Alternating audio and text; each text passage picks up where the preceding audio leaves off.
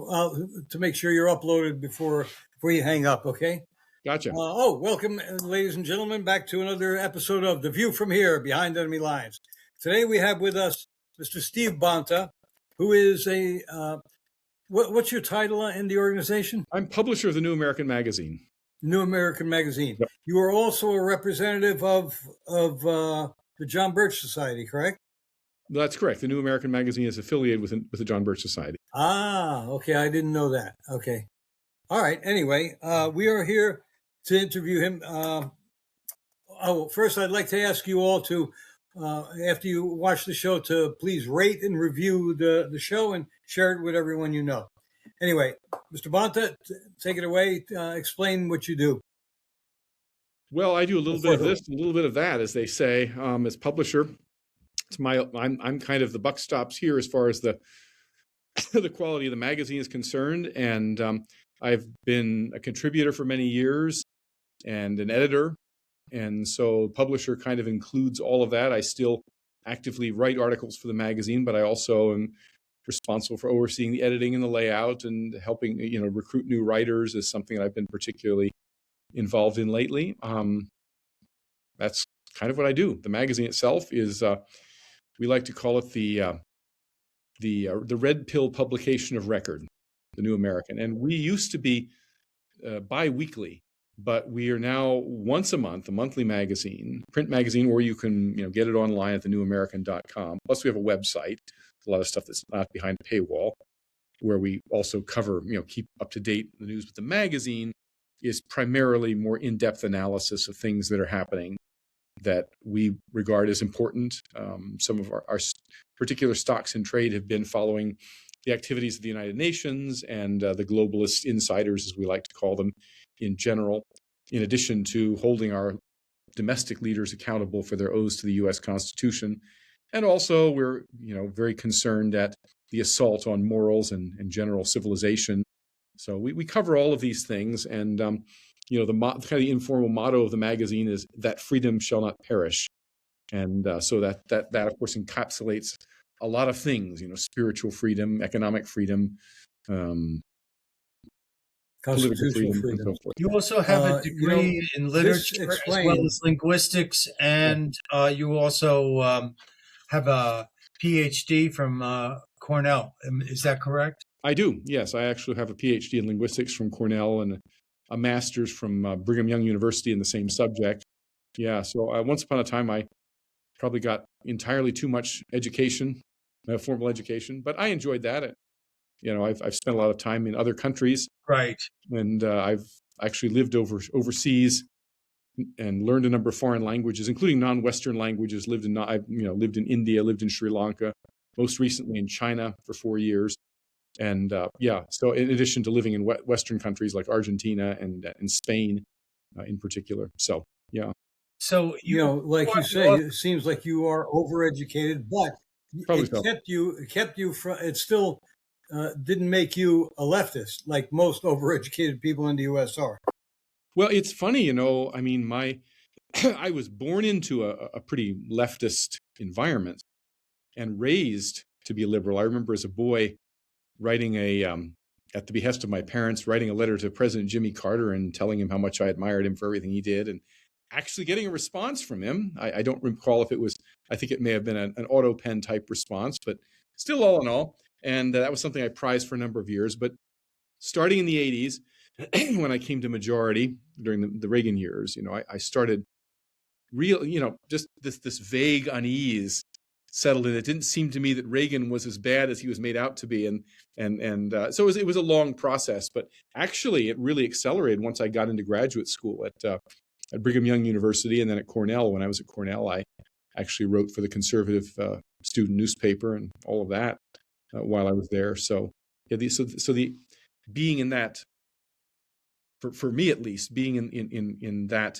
environment, higher education, where the differences between what we would now call the woke leftist ideology and the doings of ordinary sensible people was so stark that it just forced me to take stock. And so for me, it propelled me in the direction that I'm in now.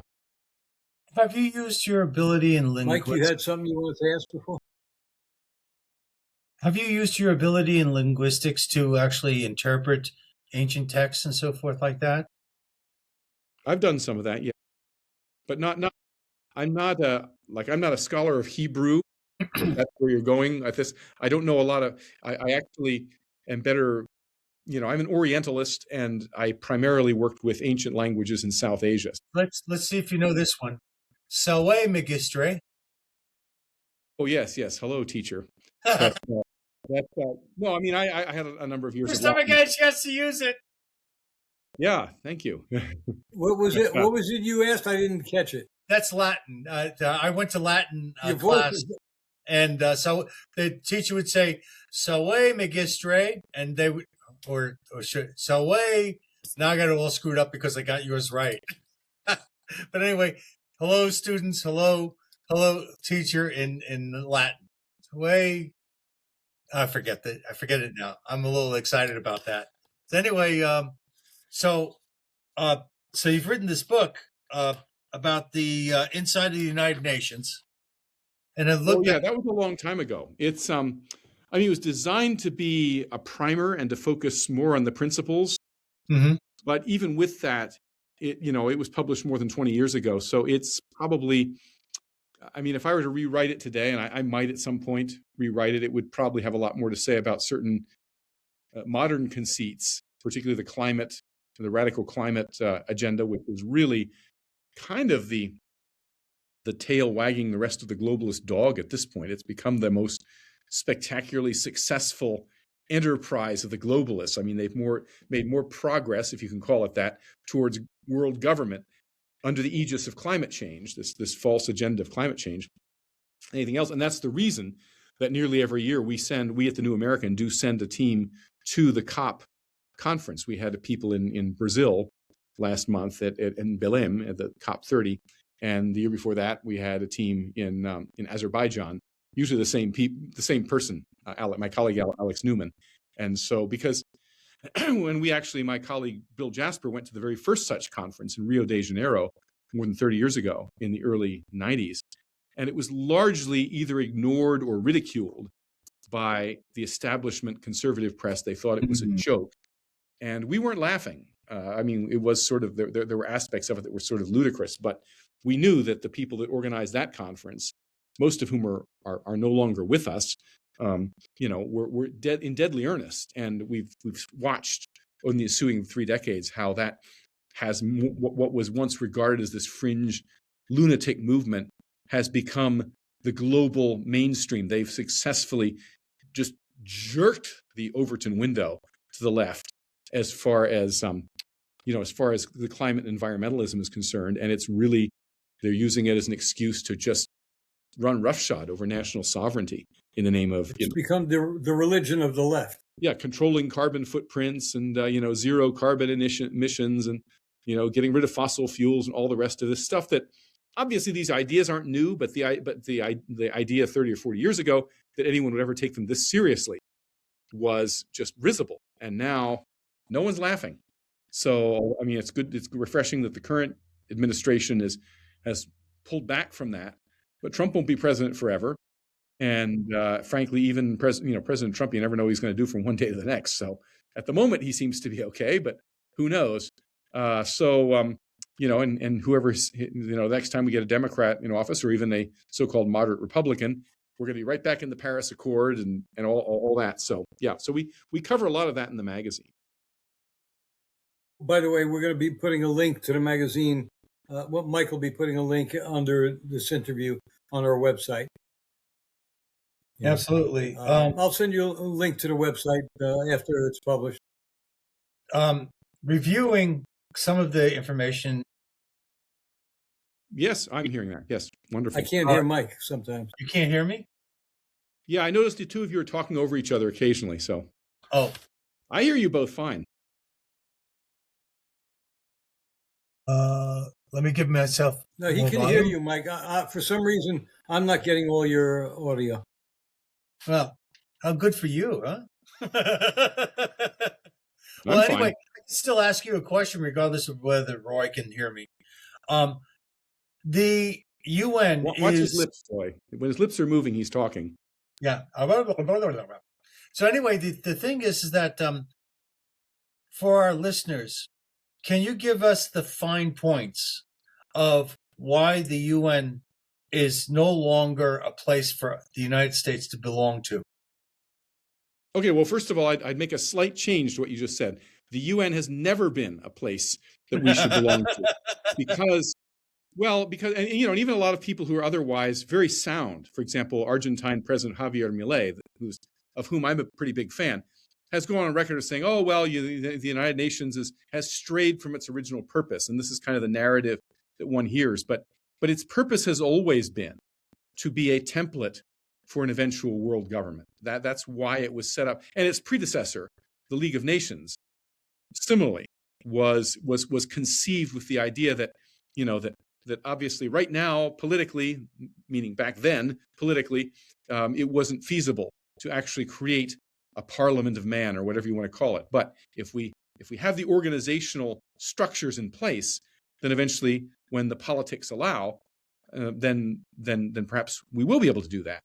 And right now more than ever, I think that the peril is much greater than people would imagine, because the number one international news story since 2022 has been the war in Ukraine.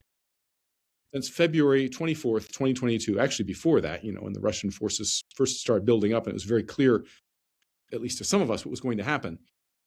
It was also clear that for the first time since the Cuban Missile Crisis, we were going to be thrust into a situation where the Damoclean sword of World War III was going to be hanging over everybody, and at any given time, something could happen.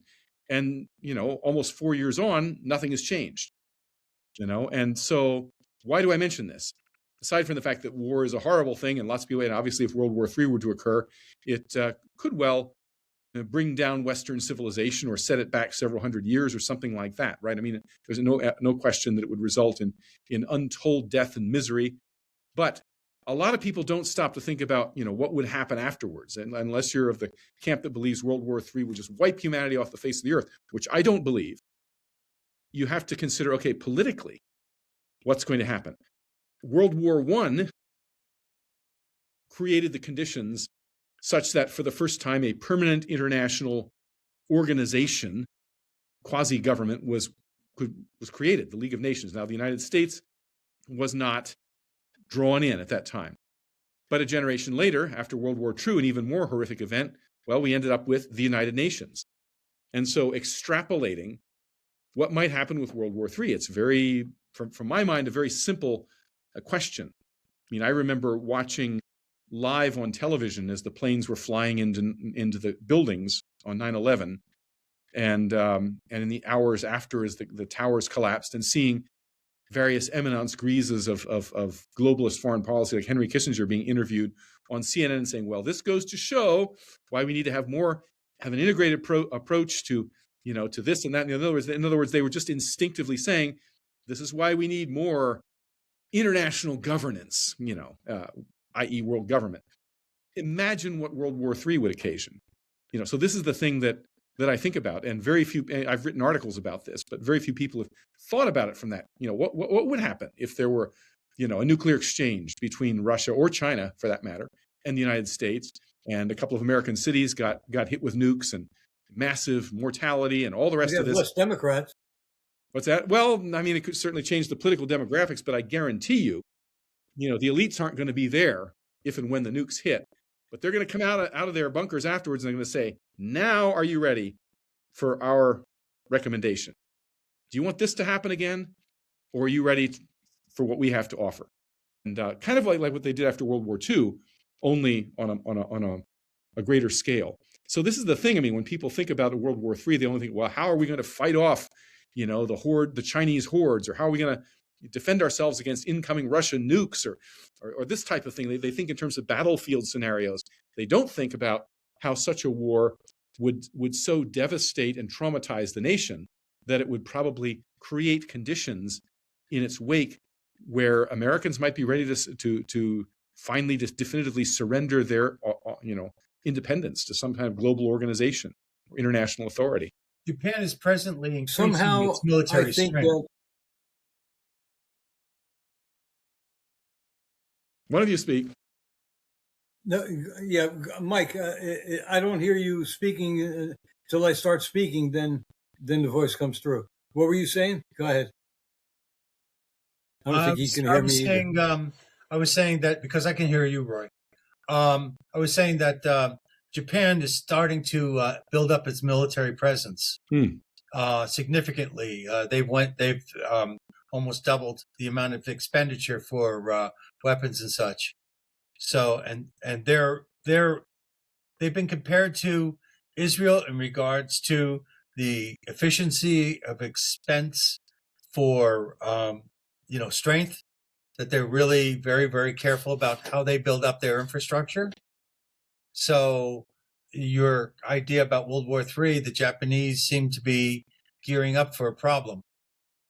Well, I think the hope of the globalists. I mean, there's an article in Foreign Affairs a couple months back, which I found quite shocking because it broke with literally decades of received wisdom, as it were, among globalists, which is the idea is that nukes should be kept under strict control, that no other country should be allowed to acquire them, because obviously one of the goals of the globalists is eventually to achieve a monopoly over military strength, including control over the world's nuclear weapons stockpiles.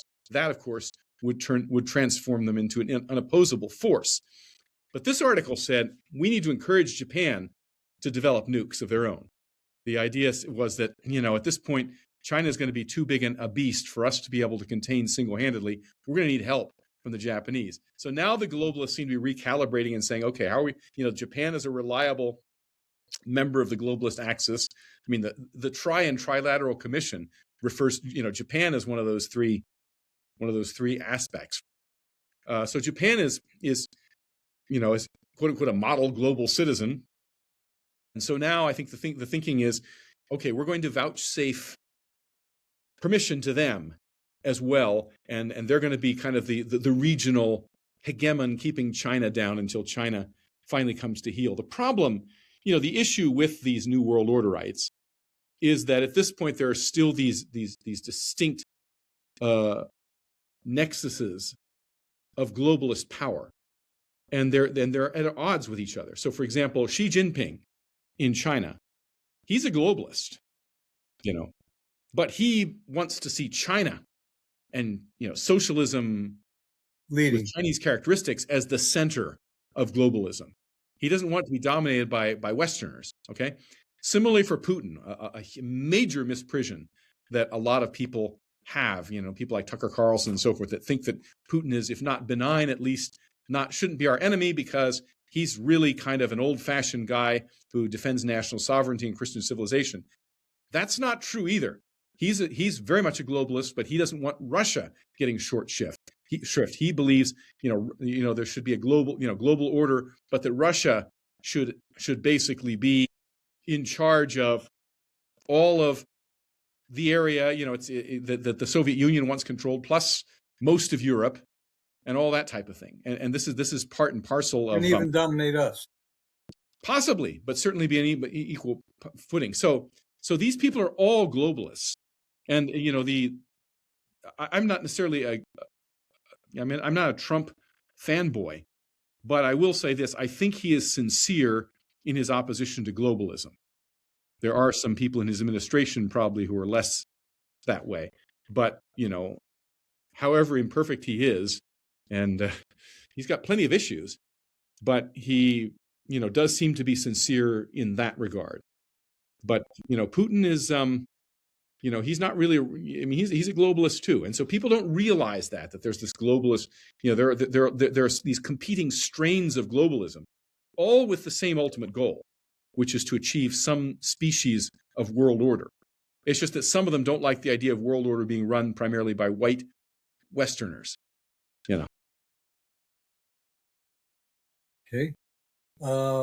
Yeah, I mean, even they have, it looks like NATO is becoming the UN's attack dog. The head of NATO recently said he wants to, he foresees a war with Russia. Okay. He's hoping for a war with Russia, I think, because it would make his organization seem necessary. And to me, NATO should have been disbanded the year after, at most, a year after the Soviet Union died. Mike texted me he was going to reboot because of the sound problem. So he should be back momentarily. But no, I mean, and I remember even, in the 1990s, I didn't necessarily understand things I understand them now, but I wondered mightily why it is that, now that the Cold War is ostensibly over, the Soviet Union is falling apart, why does NATO still exist? Then, of course, when 9/11 came along, we're going, this is the first ever attack on a NATO member, and, NATO Article 5 was invoked, and all these NATO countries sent contingents to Afghanistan. But you don't need NATO to do that.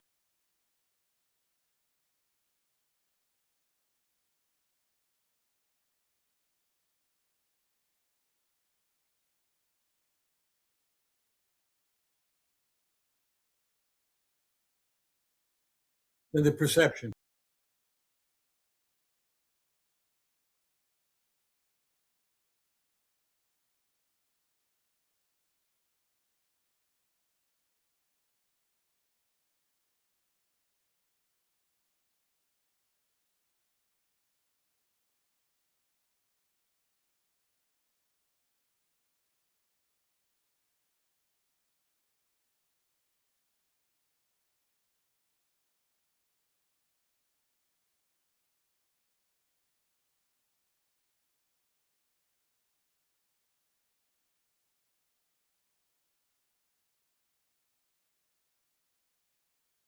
Centralized thing.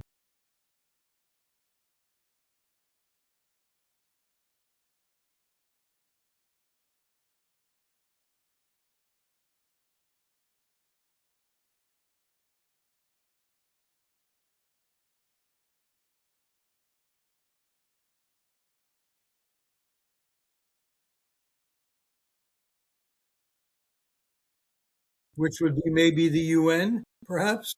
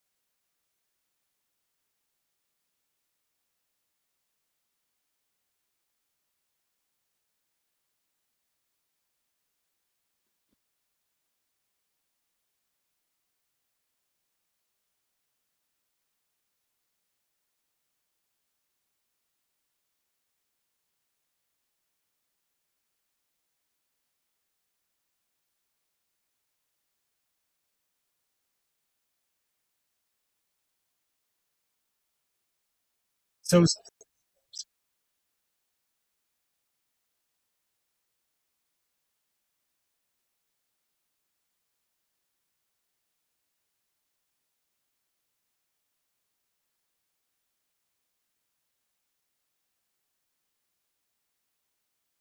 And that's why I have my suspicions about the U.S. government finally admitting that, oh yeah, we've been visited by aliens. There are UFOs and so forth.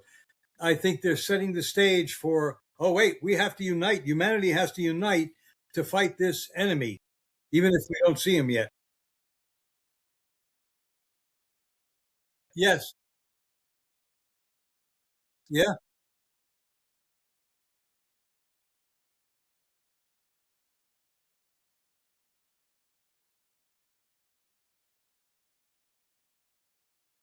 actually, Jeff Goldblum. Okay, NATO had nothing to do with it. It's strictly Jeff Goldblum. So you heard that, Roy, didn't you? Yeah. No, the sound's better now. Whatever you did. I did a reboot. I know. So a question or a statement. I guess it's a statement because I was doing something in the background. Essentially, the way it seems to me is though NATO cannot exist without either a war in Europe or the threat of wars coming from Russia. So, I mean, that the whole purpose of NATO was to go ahead and essentially protect itself from Russia, which was the greater threat. So, Soviet Union, the yeah, Warsaw Pact. right. But the thing is that so Ukraine gives them that purpose. It gives them that justification. And so, what do you think about that? Do you think that?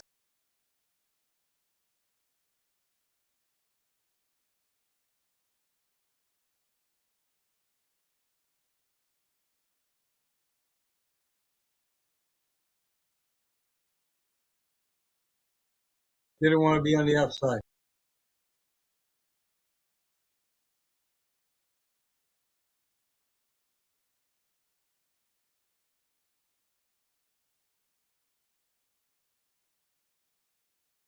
Also, if they didn't really want a war, all they had to do was say, no, Ukraine will not join NATO.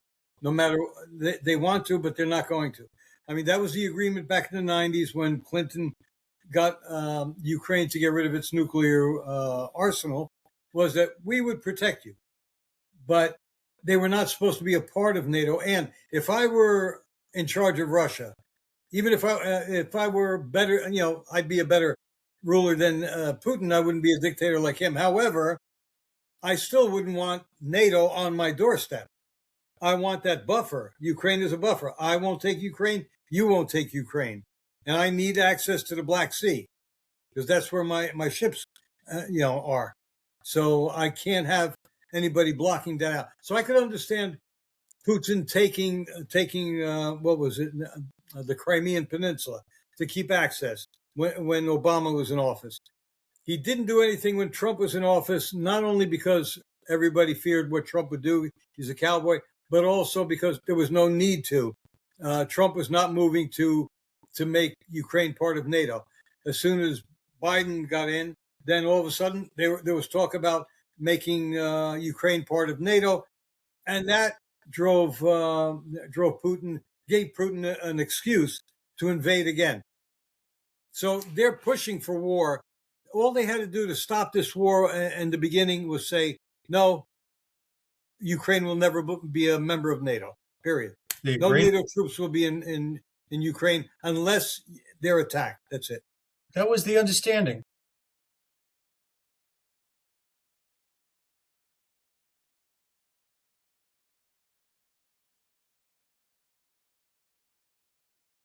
No, he still wants he wants all the land back, including the Crimean Peninsula, which he's never going to get because, as I said, that's the only access that Russia has to its ships in the Black Sea.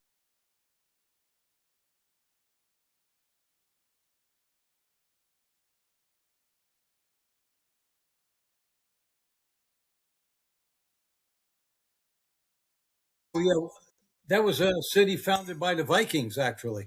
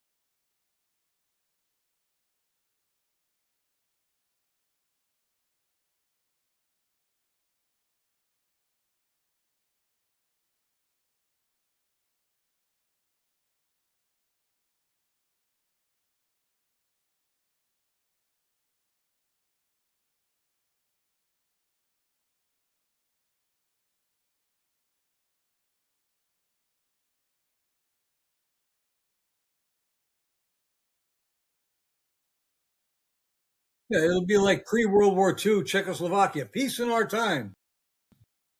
Yeah.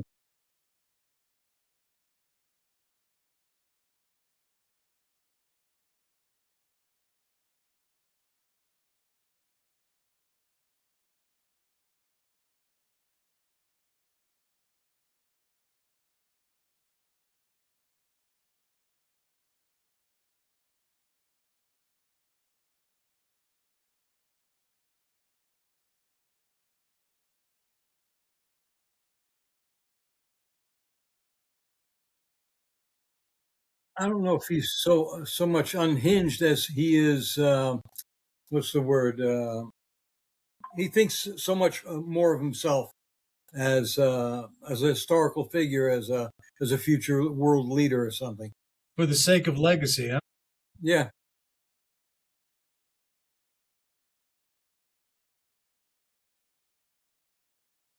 Megalomaniac. That's the word.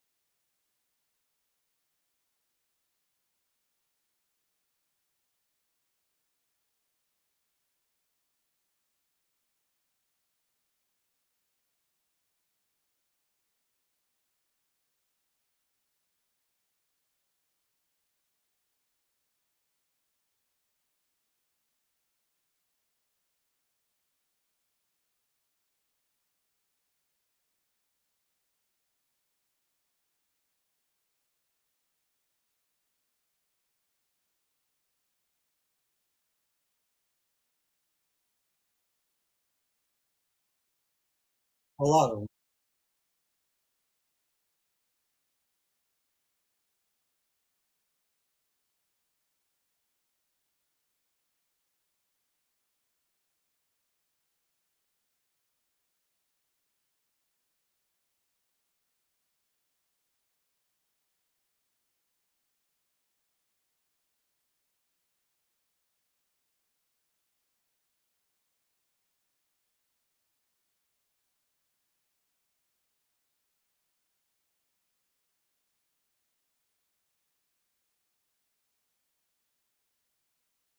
Yeah. Literally. Yeah.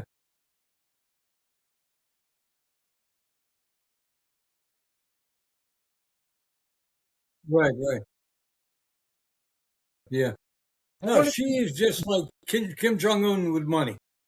I Okay. want to take advantage of Steve since he is a member of the John Birch Society, a constitutionalist, no doubt.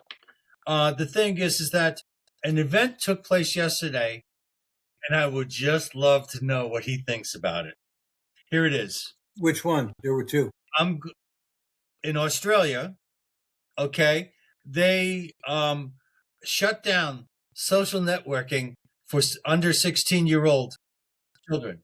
Now, I I'm wondering if this is an option that would be allowed in the United States, and does it have legal justification?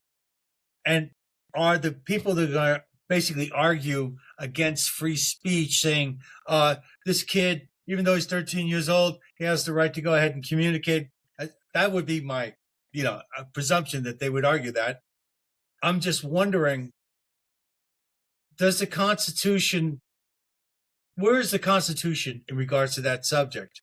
Or it's because I'm really hitting you from left field here. And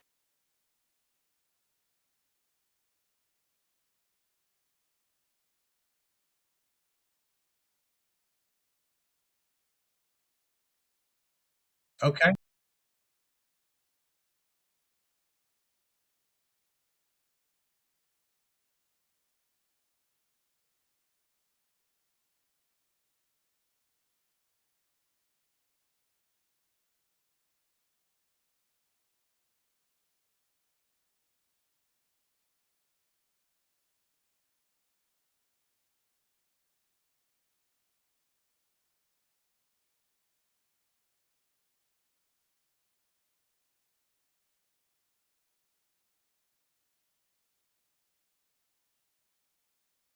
Right.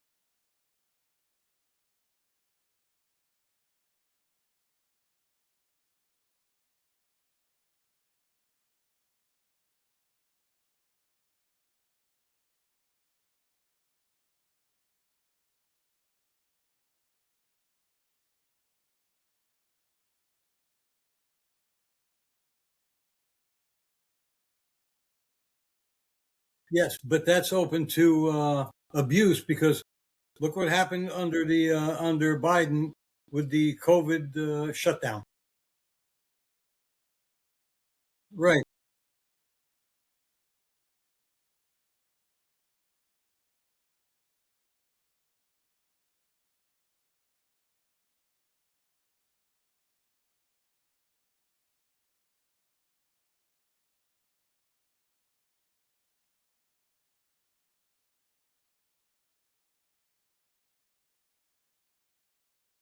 Yeah, because they want to mold their minds. They don't want.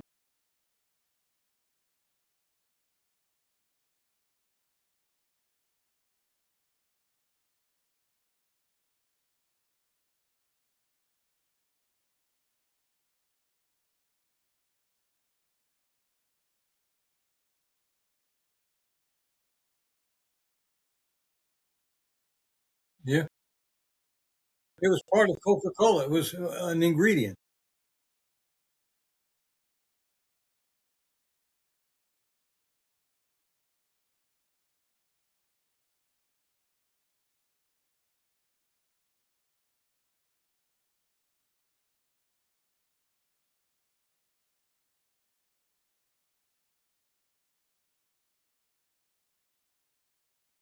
Do you need to end the conversation?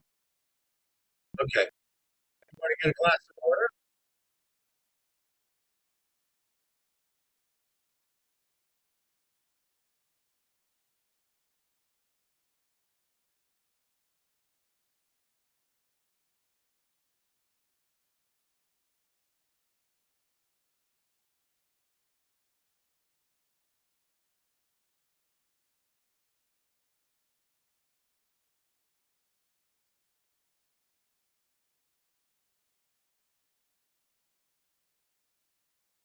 It's the other way around.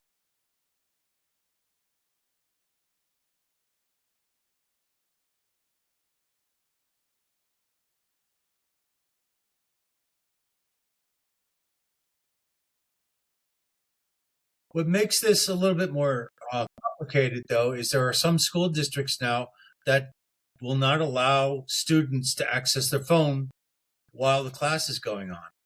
Isn't that seems to be related? That that is understandable because they're interfering with their education. Although these days their education is not what it used to be when we were in school, where we were learning what we were supposed to be learning and not learning about, how, you have 68 genders or you can call yourself they, them, even though it's incorrect grammar and things like that.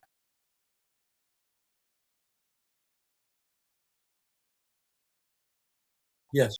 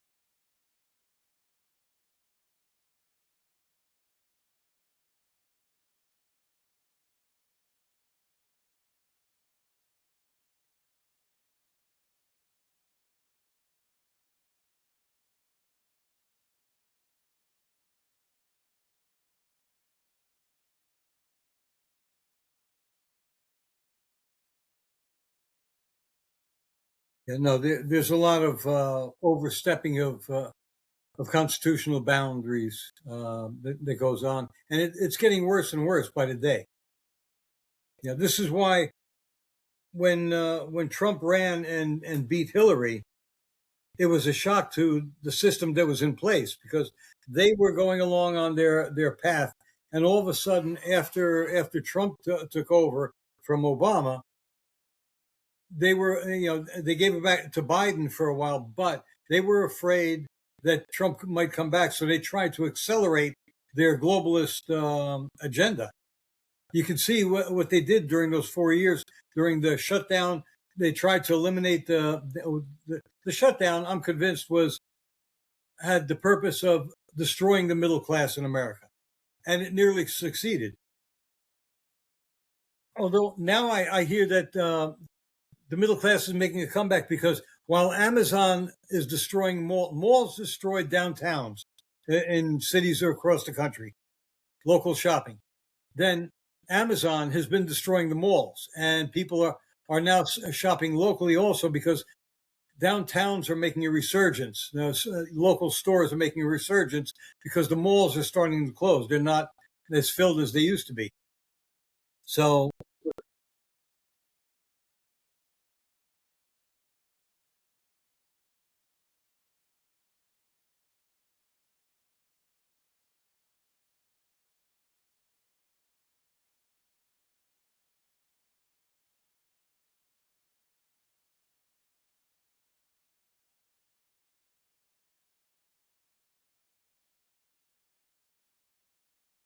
right, but you also look at it. Even our poor people in their the houses they own, the poorest people among us who own houses, they live in more square footage than wealthier or upper middle class people in Europe and Asia do. You know, so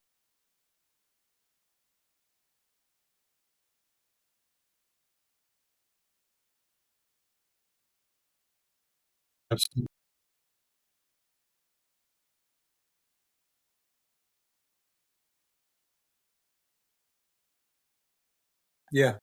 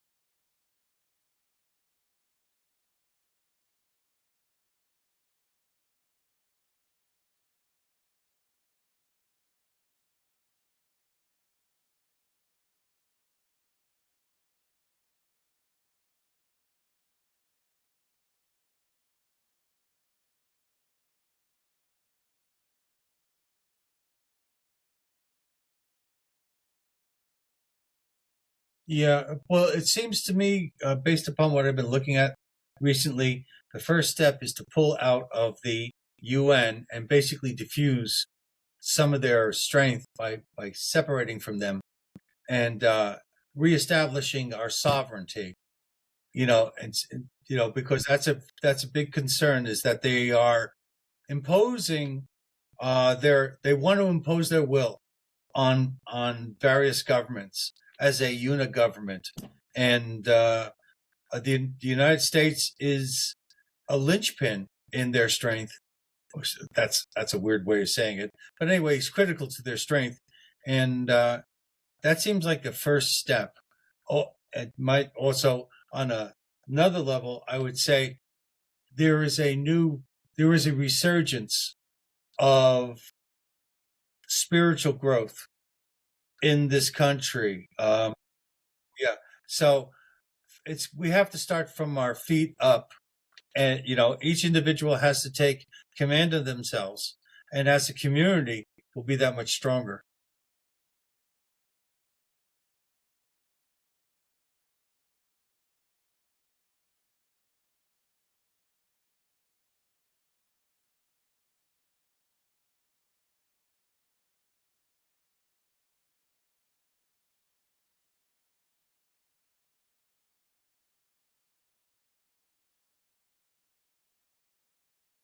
And they hate us.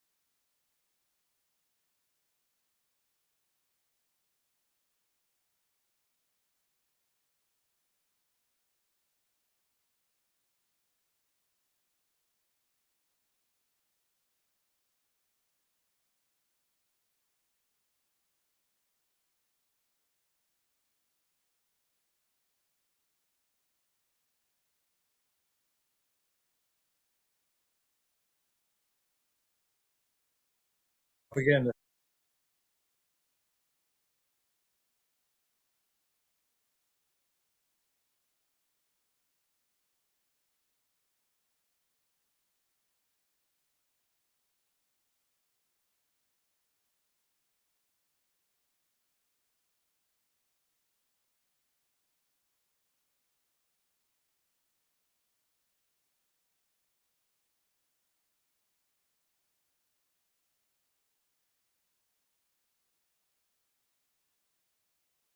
Yeah.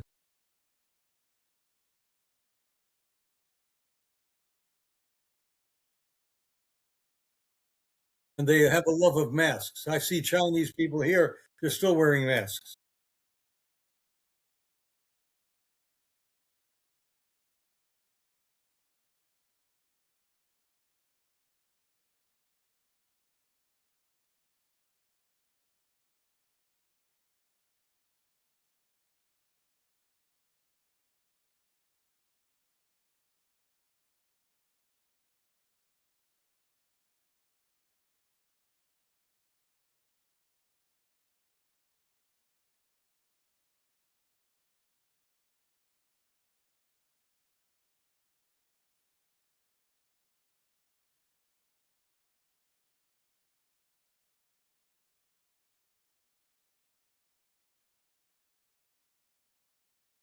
Yeah.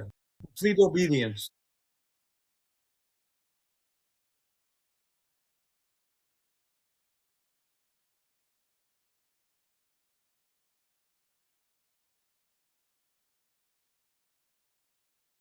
Right.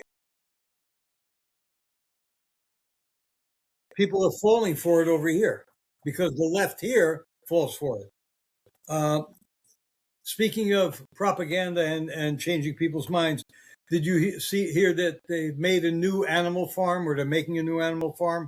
But the stress in this animal farm is, rather than show the dangers of socialism, this animated feature is going to show to show that capitalism is at fault for what the pigs and the humans do together. Okay. Oh yeah, I just found out yesterday. I was watching a podcast. I forget what, and they were showing some clips and so forth, and they're saying they're just twisting Orwell's world right around. Well, That's why he gave us a warning.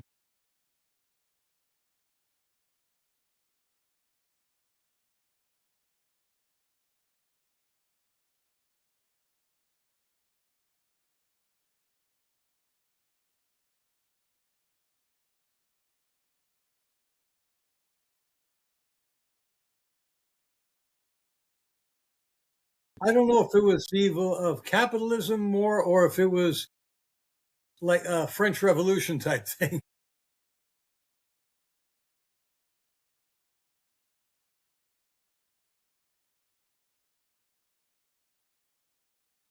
Yeah, but they also yes, but also guess who's leading the humans when and who had the idea of uniting with the pigs? A female, not even a man. It wasn't one of the robber barons. No, no, it's a female, an evil female who says, "Hey, we can join up with the pigs and rule the rest of the farm." So they're even changing that. well, I still feel. What surprises me is Angel Studios is distributing this.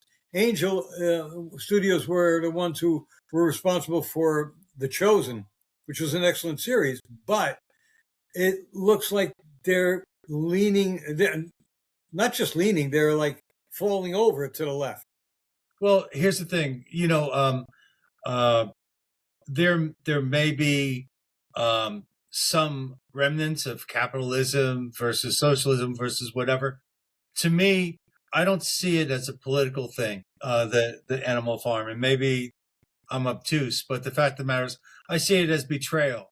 What happens is that there's a bad situation going on amongst the animals, and some start becoming elitists and basically sellouts, and they sacrifice their comrades so this way they can continue. That's how I saw it. And yes, the farmer is in command. You can call him a tyrant. You can call him whatever you want, but I've never really seen it so much. It is political in the sense that whenever you get more than two people together, there's politics. But that's the way it goes, man. But we'll see what it looks like, because it depends upon if somebody's got a sneak peek of it. They may be giving you a negative review, and maybe they're not really being honest about it or whatever. Or maybe they produced a really I bad can't movie. remember what podcast I saw it on. It may have been Louder with Crowder. I'm not sure. So, and Okay. anyway, what you said about your magazine and so forth, and what it promotes, and about the John Birch Society.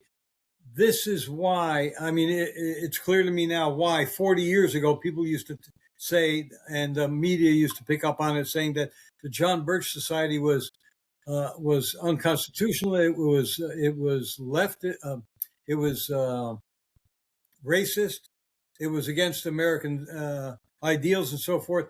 And Michael and I recently have come to realize that no, you guys are more pro-American, pro-Constitution than most other organizations in the country. But the media, for at least 40 years that I know of, has been denigrating the society, probably even beyond that.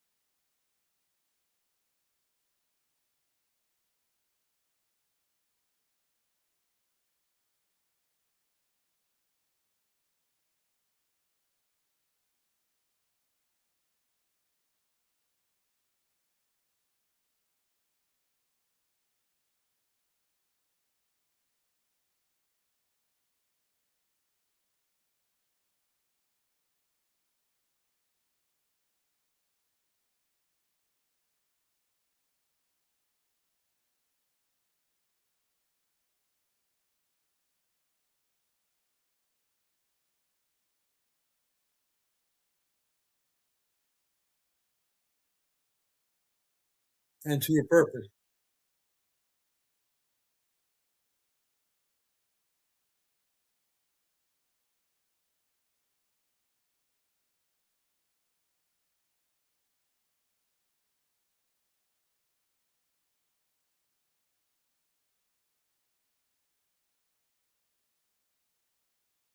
I remember hearing that too, that you guys were anti-Semitic back in 40 years ago.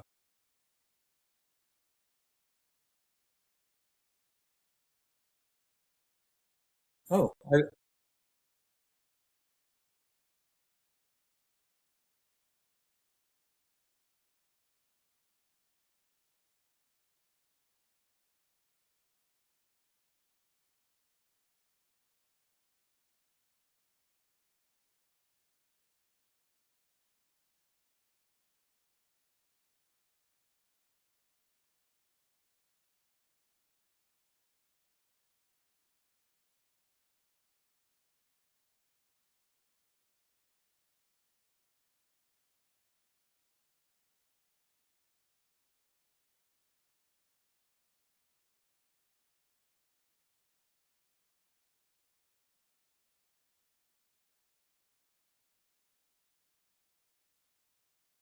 oh yeah, I know that too. Well, if you've been paying attention for the last few years, let's say 8 years or so, then you've discovered that the mainstream media is is not about reporting the news. It's about reporting what they're told to say and interpret about events. So just more lies coming from these people, and now at this point, if you're not overly cautious with negative reports about people that you're not familiar with, then you're really going to be a victim. So my suggestion is, regardless how bad it sounds, make sure you hear it from some other credible news sources.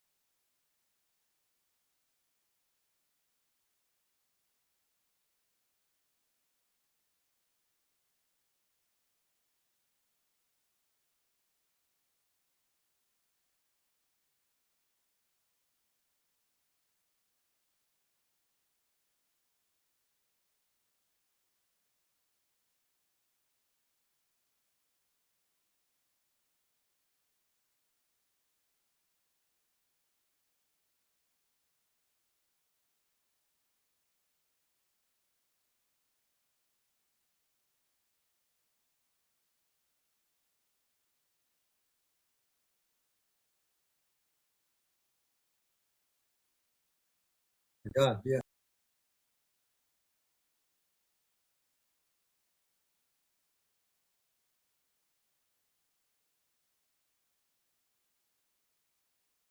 Yeah, and it's based on ignorance because he never said anything racist. If you look, I've seen so many clips of him speaking to people.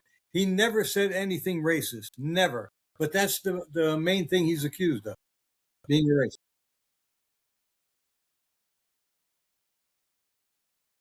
Yeah, yeah, If they yeah.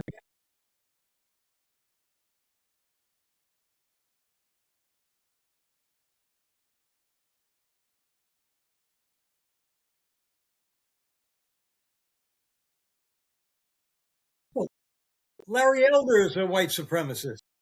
Yeah, Larry Elder is a white they can't supremacist. argue a point, then what they do is they to try to destroy your personal integrity. They try to diminish you as a person and to discount you. So so the interesting thing is the formula that I've been using to deal with ultra left people that are very locked in is when they make these extreme statements, I simply ask them for an example, and that usually stops them in their tracks. And because they usually don't have one, or if they do have one, when I research it, I find out it's completely false. Yeah, Mike's good at using the Socratic method.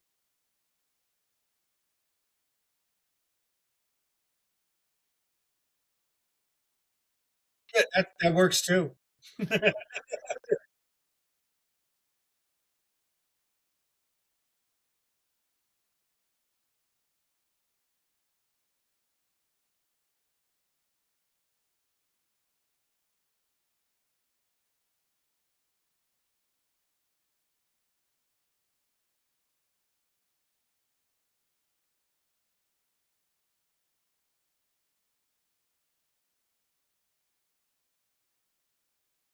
Right, right.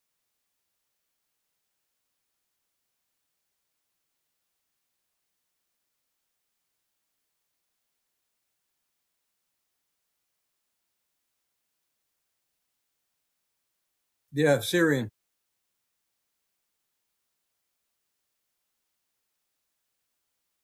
Yeah.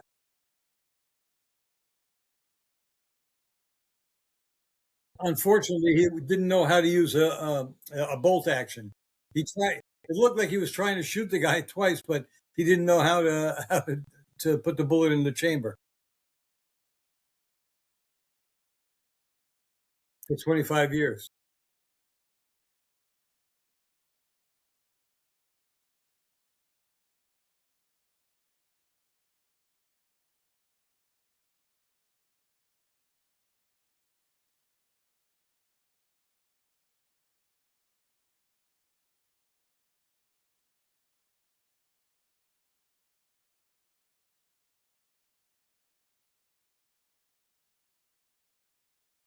Yeah, I fail sometimes because I just my temper just takes over and I'm like But but that's at first. When I calm down and I rationalize it, then I'm okay with most of it. But Mike is a little more laid back than I am that way.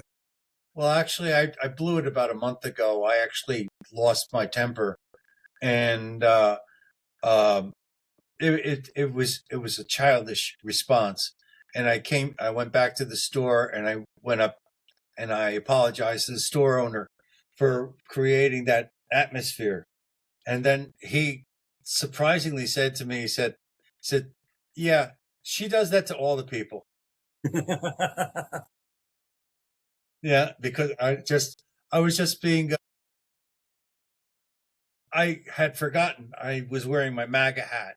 I normally don't wear it in certain locations because I'm a game designer. I like to keep my game stores political free. Um, I went in there and she was making some left hand comments about it. That's like that Muslim cat that came up to me and goes, but I'm so sorry for you, sir. You seem like a very intelligent man. So sad for you that you're wearing that hat. I was wearing a MAGA hat. I go, I'm sorry too about wearing this hat because I wish it was a little cleaner. Is there anything else here?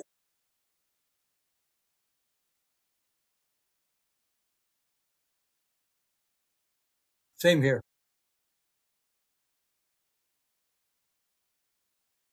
Yeah. Well, the way I put it is, as I get older, I have less and less of a tolerance for bullshit. Okay.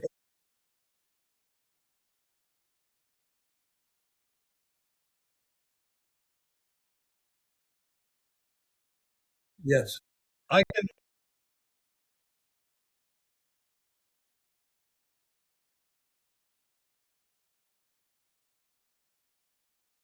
Right. Yeah, it's natural. I can attest that Roy's last statement that as he gets older, he's less likely to put up with bullshit because he talks to me all the time and he doesn't seem to mind. Anyway, is there anything else you want to talk about, want to add, or anything before we?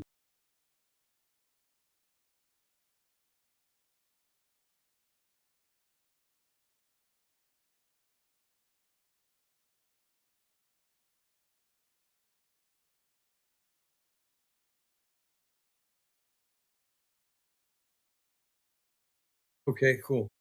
Get a copy of the Constitution and the Declaration.